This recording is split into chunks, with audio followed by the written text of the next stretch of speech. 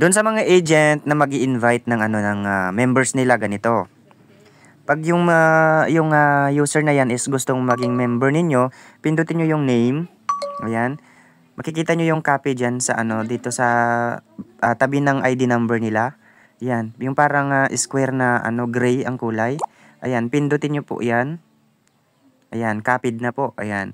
Then punta ka sa profile mo. Ayan. I-click mo yung My Agency. Ayan. Tapos, i-click mo ang Agency Dashboard.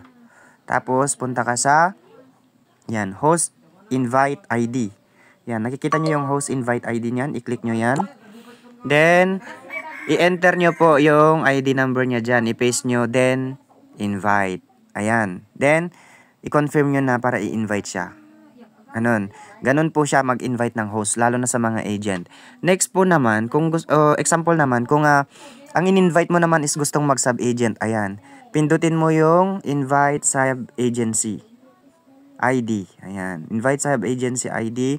Then, i-paste nyo yung number niya. Then, invite nyo na. Ganun lang siya. Ayan. Para pumunta siya sa sabihin nyo pumunta siya sa message, doon sa system message niya. Bale, dito po siya pupunta kung sakali. Dito po. Ayan, pindutin niya yung message, tapos ditong system message niya. Ayan, diyan po makikita niya yung yung invitation message niyo sa kanya. I-agree na lang po niya. Ayan, ganun lang po siya kadali. Ayan. Tapos magfi-fill up na lang po siya dun sa mga